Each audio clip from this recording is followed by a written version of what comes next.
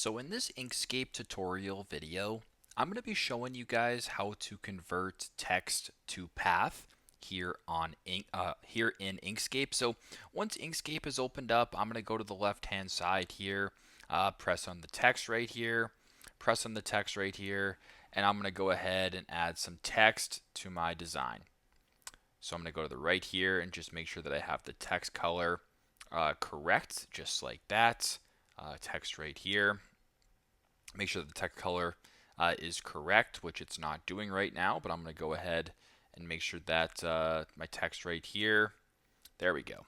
My bad. So text, just like that. So once I have my text opened up here, I'll close this back up. I want you guys to go to the top right here to where it says path and then object to path. Once you guys are here, go to the left-hand side of your screen and press on the node tool. Now what it's going to do is show you guys a bunch of different nodes. Now what you guys can do right here is actually go ahead and change your text. So if you want to go ahead and change your text like that, you can go ahead and do that. Play around with it, whatever you want to do. Completely up to you. It doesn't really matter. We'll just do that as an example. And how about, I don't know, that's my wonderful text right there. Press on return or go back to this page right here.